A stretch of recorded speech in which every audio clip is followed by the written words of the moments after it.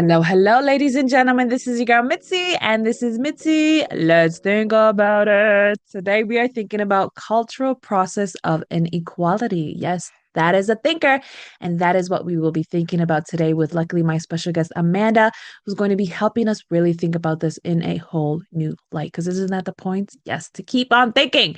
So thank you so much, Amanda, for coming on to my show, sharing your time and your perspective with me. You could be anywhere in the world right now doing so many different things, but right now you are with me. So I thank you for this. So let's dive right in. When you hear the words cultural process of inequality, what does that make you think about? It makes me think about the ways that we assume the best or worst of people based on social groups that they're a part of. So we're not just talking about how we react to individual people.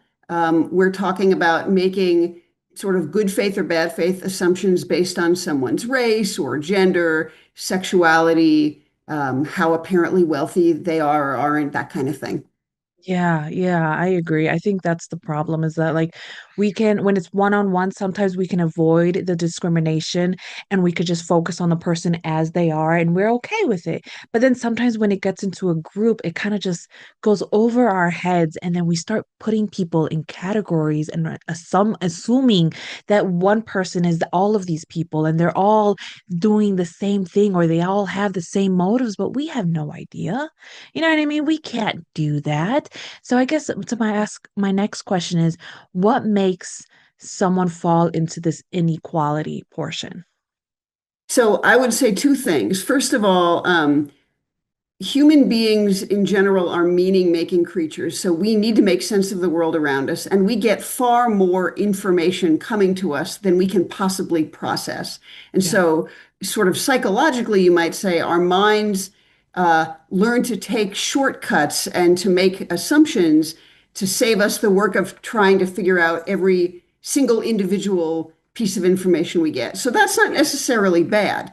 The problem is when that gets connected up with systemic patterns of inequality where we think that certain kinds of people are good and certain kinds of people are bad. Certain kinds of people are competent and others are incompetent. Some people are dangerous, some people are harmless. So the problem isn't just that we use these kind of mental shortcuts, it's that sort of socially they've gotten mapped onto whole groups of people. And I think you're really right that when we're dealing with an individual, I might sort of encounter someone for the first time and have assumptions about them. But then if I talk to them, I might realize my assumptions are wrong and I might then learn who they really are as a person.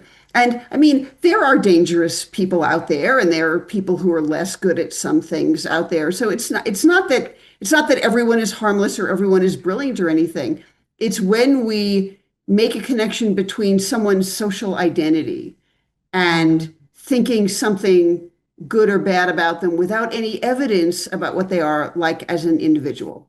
Yeah, it's like that lack of evidence can truly hurt not only the other person, but it can hurt yourself because you don't allow yourself to even receive the person for who they are. I mean, because they could be someone that to be in your life that can help you with whatever issue that you're going on, but you may reject them because the form that they're coming in is not how you wanted the help or you wanted the assistance. So it's like it really does cause issues because we live in a world where we are literally it's small. You know what I mean? It's Earth. You know what I mean? We don't jump around to different planets. You know what I mean? We don't do anything like that. So it's like we stay in Earth and we stay in our own little area, in our own little town, our own little environment because it's safe. It's known for us. But when we step out of it, it gets a little scary. And I think it goes back to what you were saying earlier, is like we put these presumptions on people and then it causes this issue.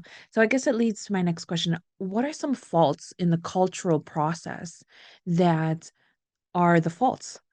Sure. So, an example of how this might work is when we think that a certain kind of like activity or value or whatever is good for certain people and bad for other people. So, we're really, if you think about, say, homophobia, we're really happy as a society when a man and a woman get married. We think marriage is a good thing, we support it as a society, and so on. Lots of people, however, think that if a same-sex couple wants to get married, oh no, that's a bad thing. We can't have that. We should make that illegal and so on. And so it's not that the marriage itself is different, it's that the people involved in it are different. Or another one of my favorite examples of this is when we think about someone in a leadership role. We expect men who are leaders to be strong and take charge and have, strong opinions about things, and we value that. But when women are in leadership positions, if they are too assertive and if they are too take charge, we have all sorts of bad words for women who are sort of not sufficiently feminine in leadership roles because we've made these leadership roles into kind of a masculine thing. And so we have all sorts of nasty words that I'm not going to, say aloud on your show for women in leadership roles when they act too much like men. Yeah. But in a sense, if leadership means being a take charge person, it shouldn't matter what your gender is. You should be able to take charge as a leader. So there's kind of that example. We are perfectly happy. Well, I wouldn't say happy, but when say a particular city's sports team wins a major event, and there are kind of celebrations that get a little out of hand, we sort of give that a pass and say it's okay. They're just celebrating because their team won. When there is a protest about some kind of inequality, especially if it has to do with something like race, and there's any sort of chaos or disorder at all, not even violence, just chaos. Oh no, that's a threat to security and safety, and we can't have that, and so on. So again, same action, different reason, different group, differently valued.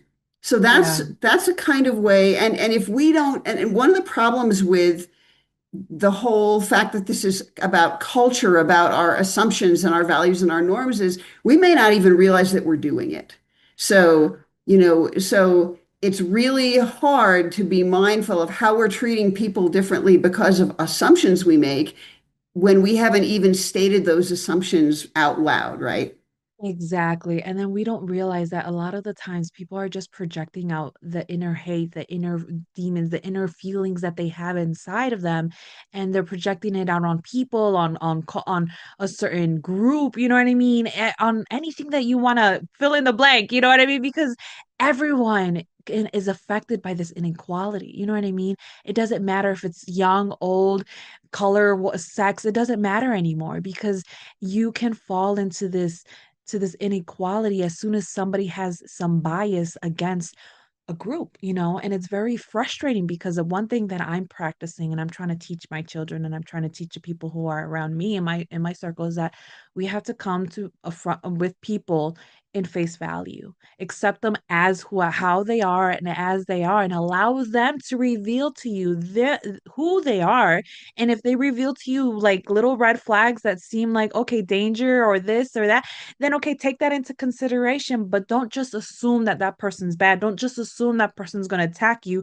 Don't just assume, because assuming can truly get us in trouble. And we have to have that more awareness, and we have to like take a second and recognize, okay, where are these feelings coming from? You know what I mean? And I think that's the biggest that problem is that I feel like people don't give themselves that second to think about what's happening, but instead they automatically walk into a situation prepared to fight, prepared to survive, prepared to defend themselves because of, oh, well, you're in here. Well, I automatically assume. Then it's like, no, it doesn't work like that. So yes, I think that's something that we all really need to take into consideration and really think about this. So how do you in your life practice more equality?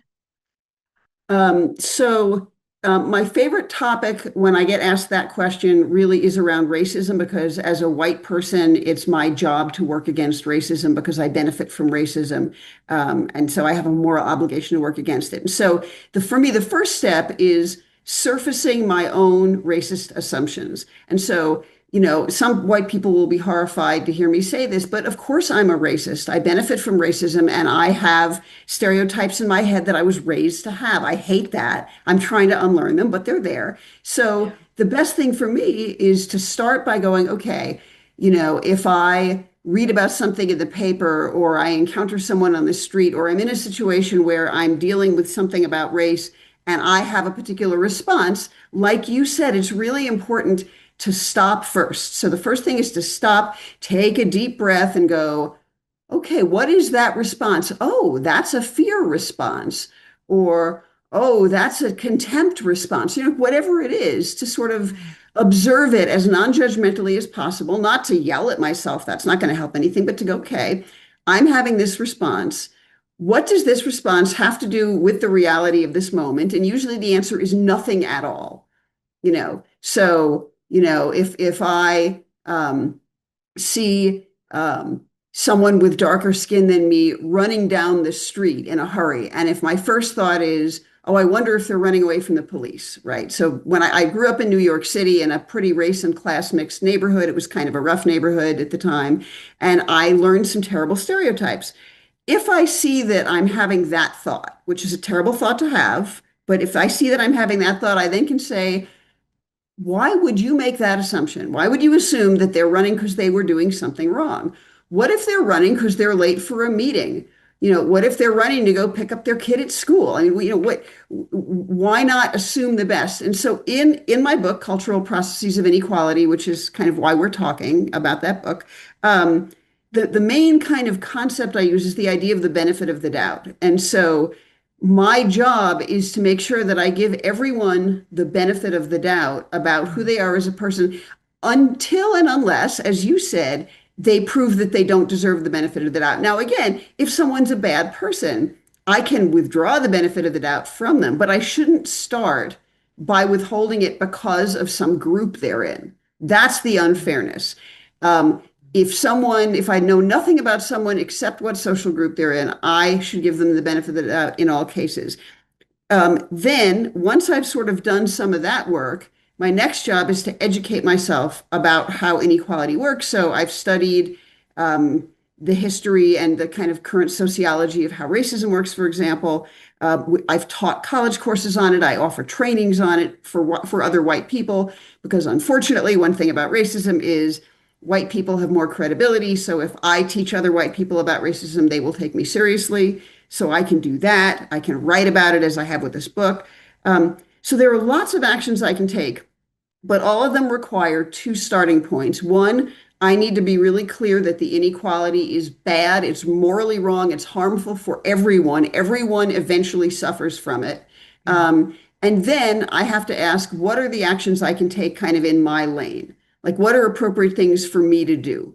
And then I do the personal work, I do the self-education, and then I try to help other people learn.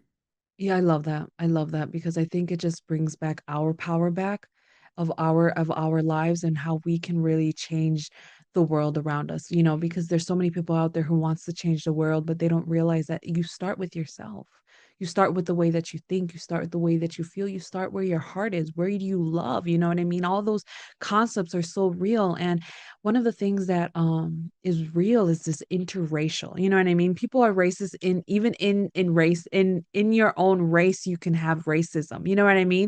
And it's basically just discrimination, just to have this superiority complex of just feeling superior over another. So then you say, oh, they're beneath me because their skin is darker, or they're beneath me because they live in the valley and not up in the mountains, or you know what I mean? They don't live in this side of the street, but they live on the across the street. You know what I mean? There's always something to try to separate someone for the superiority. And I feel like that's one of the biggest problem is this illusion that is imposed on so many people that it's real, but it's not real. You know what I mean? It's only real for the person who wants to believe it's real. Because when you go out into the world, into the real world, and you see people working amongst different races, different cultures, different ages, and just communicating and just living amongst each other, you realize everything's in your head. You know what I mean? Like everything's in your head. So it's like when you said you go through those phases and you start processing this, I think that's a beautiful thing. And I also like how you were helping other white people understand this concept. I live in Wisconsin,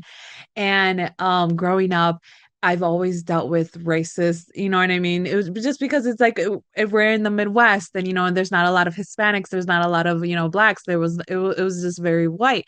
So then as soon as you get bring other Hispanics in and other blacks in, they always start breaking you down from, oh, how light are you or how dark are you? And because in my family, I was considered the darkest one, they always called me Blackie, or they always, you know what I mean? They always shunned me. Yeah, they always shunned me because of that. And it was always frustrating because people always looked down on me just because I was the darkest of the family.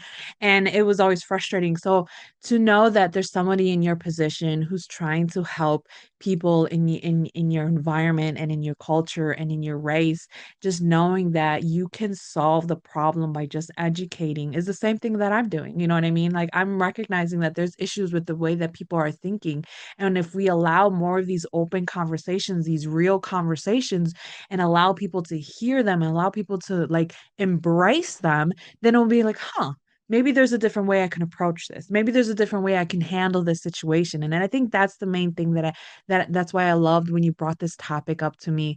You know what I mean? Because when I was reading your description, you were talking about how I'm a white person that helps other white people battle racism. And I'm like, that is real. You know what I mean? People don't realize like that's a real thing. That's a real thing that a lot of people are dealing with because racism is still alive. They think, oh no, racism is not alive. It's dead. Like, no, no, it's very much alive. And if you really want to get particular, you can see it in your own race. You know what I mean? So that's why it's just like people really need to really think about this. So my next question to you is, what is your biggest pet peeve? You know what I mean? The biggest pet peeve. Get to know you, Amanda, a little better. What is your biggest pet peeve in this world? Um, well, in a way, it has nothing to do with this topic, but in a way, That's fine. it does. So it's It's actually complicated. Um, okay. my biggest frustration really is how resistant almost all of us are to leaning into discomfort and thereby growing personally, growing Yes. socially, growing politically, whatever. And so there's a piece of that for me that has nothing at all to do with this topic. For example, I'm in the process of exiting a long marriage and I've had to do a ton of personal growth work that has been extremely painful and has really sort of forced me to lean into the discomfort. And it's been pretty miserable, which is fine. I know it will all pass. But I look at how I spent a very long part of my life afraid to lean into that discomfort. And I look at how many problems in the world could be at least addressed more successfully if more people were willing to be more uncomfortable. And so some of that has nothing to do with inequality, but actually some of it has a lot to do with inequality. It does. And let me talk about that in two ways. One of them, you were sort of talking about experiencing racism even kind of within your own racial context. Well, one of the chapters of my book talks about the idea of collusion. So, what happens when members of devalued groups participate in their own devaluation? And it's horrible, but we have to admit that it happens. And I certainly learned plenty of internalized homophobia growing up, and much of it I've dealt with, some of it I'm still wrestling with. But when we have that in us, internalized homophobia, internalized racism, whatever it might be, it's harder for us to love ourselves fully and freely and advocate for ourselves well in the world. And it may even make it harder for us to be allies to other people. So when we can confront the discomfort of our own internalized messages of inferiority or shame or whatever it is, it's very uncomfortable, but it helps us be better justice workers. So there's sort of that piece that's the part where, I'm dealing with one of my own devalued identities. But then if I go back to the being a white person trying to help white people think about racism, one of the biggest topics, I mean, I literally teach I have a training specifically on the topic of white discomfort and how white discomfort winds up getting used to just reproduce racism. Because if white people get uncomfortable thinking about racism and get all defensive and all immobilized and resistant and all that stuff, they will not be part of the solution. And so Yeah. we must be willing to engage with our own discomfort for personal growth reasons that have nothing to do with inequality, but also so that we can work against inequality, whether it's inequality that is against us as an individual or inequality from which we benefit. Um, and so um, for me, that topic is super, super important. And it just Yeah. covers a whole range of things. And so much about our world might be better if we could face our discomfort, kind of look it in the eye, invite it to tea, as it were, and say, what's Yeah. going on here and what do I do? I even think if you look at the state of our society today, one of the reasons why we are beginning to have some, resistance to some of the bad things that are happening is that more and more people are saying, I'm uncomfortable and I should be uncomfortable. This situation should make us uncomfortable and I'm going to go do something about it. So, Yeah. so that is hopeful for me. But yes, I would say people not willing to address their own discomfort is probably my biggest pet peeve, even though I understand why it's so hard to do. But when Yeah. we do it, we all reap benefits.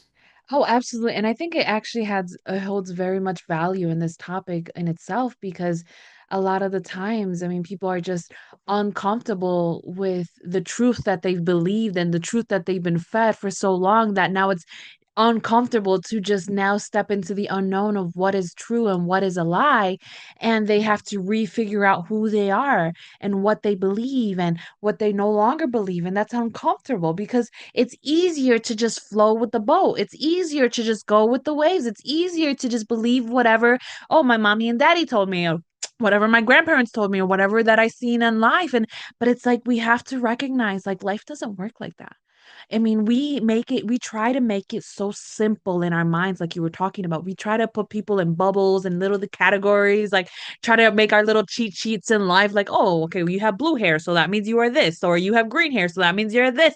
You know what I mean? But it doesn't work like that. You know what I mean? So when we allow ourselves to be uncomfortable and get that discomfort, then we can decipher like, is this a growing path for me? Or is this time for me to move and do something about it? You know what I mean? Because if it's time for me to move and do something about it, you're going to get a little bit uncomfortable because it's like, how do I go about it? Which direction do I go? But it allows you to discover that for yourself. It allows you to find your own type of respect, your own boundaries, your own love, your own everything. You find out more about yourself in such a way that I value what you said about that because I don't think people really think about that either because people are stuck in in their in their chaos, you know what I mean? And they're comfortable in their chaos. And then when somebody stirs up the pot to try to clean it up, they're like, whoa, whoa, whoa, whoa. Who's told you to clean my house? Nobody told you to clean my. I mean, we've seen hoarders, you know what I mean? You've seen those shows. I mean, and maybe not personally, but like it's there where it's like if somebody comes into your home and to tell you it's time to throw away all this stuff because it's no longer healthy for you. But then it's like you really have to sit with it. You know what I mean? You really have to confront that and find the truth because the truth is really out there. You know what I mean? The truth is very evident, but the problem is that we believe all of the old generational sayings and we have to remember we have to take everything that comes at us like a grain of salt.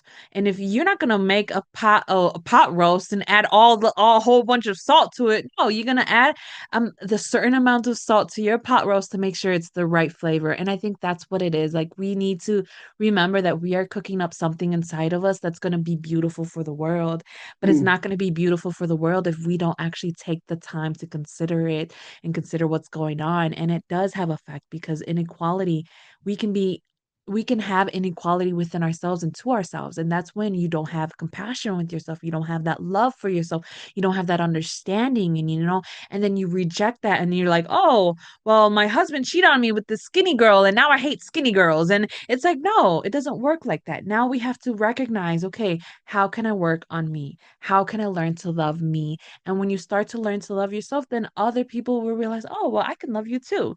Oh, you're actually pretty cool. So yes, I agree. I know we kind of went off topic, but I think it still all aligns at the end of the day because it does. You know what I mean? Inequality starts within ourselves. It starts at a very young age when we are growing up and we are experiencing the world. You know what I mean? If we grew up in an abusive household, you already know inequality. You already seen the abuse in your home. You know what I mean? You already seen what's wrong. So I think people just need to recognize and define it what is what for themselves. And when they go out into the world, not use those cheat sheets out for everybody, but you know what I mean? Bring them only out when you are feeling those red flags coming in. So yeah, I think there's a way to beat this racism, beat this inequality in our culture and in the American culture, in the world's culture, because what's happening in America is not just in America. It's happening out in the UK, it's happening out in Asia, it's happening out in Africa, it's happening out in the South America, it's happening out in North America. Everywhere you can think of, we're all feeling this type of inequality because somebody feels superior, somebody feels the right to say that you don't have value. And it's like, that's not fair. That's not fair for ourselves. So, yes, I love that. So, I guess my question is, if you could have any superpower, what would be your superpower? Oh boy. I My love asking s- this question. yeah, no one's ever asked me this question. I've been on a lot of podcasts. I Oh, the guess, thinker. yeah. So I guess my superpower would be for us all to have, to snap my fingers and for all of us to be able to have access to a sense of abundance and to let go of that hoarding mentality, that scarcity mentality that says there isn't enough, we aren't enough. We have to control what other people have. We have to control how people think about other people. Like if we all had a sense of being enough as individuals, being enough as human beings, having enough to share, having enough to make sure no one's hungry, having enough to make sure no one is thought of as lesser than someone else. I mean, I, I'd way prefer that to like being able to fly or see through walls or whatever, Oh I yeah. really, when you use the word hoarder, I loved that, and I thought that was a really insightful way to put it. And when I think of hoarding, I immediately think of a scarcity mentality. And to Yes. me, one of the things that is sort of consistent across both our own unhealed pain, usually, and systemic inequality, which is a really big thing, is both of them are driven by a scarcity mindset. Either I'm not enough, I'm not good enough, which is sort Yeah. of our own shame or self-hatred or guilt or whatever. And then there isn't enough, so I have to hoard from other people. If we Yes. understood that there was enough, and if we changed our society, that's the other thing. I didn't get to this before. It can't just be individual. It has to be our voting and the organizations we support, and sometimes getting out in the street to protest it. It has to be electing people who think we could all have enough. So, like, it isn't just individual, it's bigger too, but it starts Yeah. at home. And then we take out into the world, we join up with other people who believe this, and we collectively make a better society where all of that beauty that you're talking about is visible to everyone and we can stop hoarding things. Oh, absolutely. Absolutely. I love that analogy. And I didn't even think about that at the time when I said it, but I'm glad that you broke it down and you made us all think deeper about it because that's the whole point, right? Is to think deeper about it. So yes, I think that is beautiful because we forget that we feel this scarcity. I mean, come on. What happened during the pandemic? Everybody was freaking out. Toilet paper was gone, food was gone. I still have videos of walking through the grocery store and seeing it almost empty, and when it goes to those, oh, memory lane and your flashback, I'm just like, I can't believe that we still have this type of mindset, because even now to this day, if somebody were to say, oh, something were to break out, what are they going to do? They're going to freak out and panic and rush to the store and buy some other thing in bulk packages, you know what I mean? So it's just like, yes, it's this scarcity, and it's like this lack of knowing that we are whole as we are. You know what I mean? We already whole as we are. We already perfect as we are. But the problem is that we allow the world and society and everything outside of us to tell you who you are. You are who you are. You are beautiful as you are. You are perfect as you are. The way you talk, the way you breathe, the way that you stand, everything is great. You don't need anything to alter unless you are altering your inner self. And that's why I believe competition is an illusion as well, because there's no competition between me and another person or me or you or anything like that, because it's like there's no point. We're on our own race. It's about bettering myself from my last version. You know what I mean? So it's like, I think that's something most definitely people need to think about. And it sucks because time is catching up to us. And I feel like, Amanda, we can like dive in deeper and deeper into this and go down other rabbit holes, because this is such a great topic. I'm gonna have to have an excuse to bring you back on because I love your input. and the way that your brain works, because it is beautiful, and I wish more people would think the way that you do, because just to have that consideration of just changing their frame of mind and just reflecting in the moment, whatever moment that you're in the car, doing the dishes, mowing the lawn, changing your kids, getting ready for homework, or whatever you're doing, you know what I mean? Like, just having that moment to reflect and seeing what values and see what discomforts you need to dive into, and seeing what really matters, you know what I mean? And my goodness. I swear we could dive in deeper. So, anyways, what can be some lasting words of wisdom that you can leave us off with to keep on thinking? Even though, let's be honest, this whole entire conversation is a thinker. So, what can be some lasting words? I guess I would say that when we strive to love ourselves and love other people, and by that I mean treat ourselves well and treat other people well so that we can have good lives. Um, if that's our commitment and if we put that into action, not only will we individually be happier, but we will understand what the problems in the world are and we will start understanding better how to work against them. So if we start with a clear mind and a loving heart, we can't go far wrong. Absolutely. Absolutely. A clear heart and a loving mind. Right? Did I said it right? Okay. Yeah. Actually, I said the other, but they're both Oh, true. They're both true. sorry. You Sometimes need my no, no, words no. mix No, around. you need you need both clarity and love in your heart and in your mind. So you didn't say anything wrong. Okay, cool, cool. See, there you go, ladies and gentlemen. That is our show, and that is what we have for you. If you want to know more about Amanda, you want to check out her book and all of the great content that she has to offer the world, because how could you not, right? Please go check her out. If you're on my website, just click on her photo and it goes directly to her website. And if you're just listening in audio, under the description, I have access to her website so that you can check it out, so that you can obviously continue on thinking. So, with that being said, bye.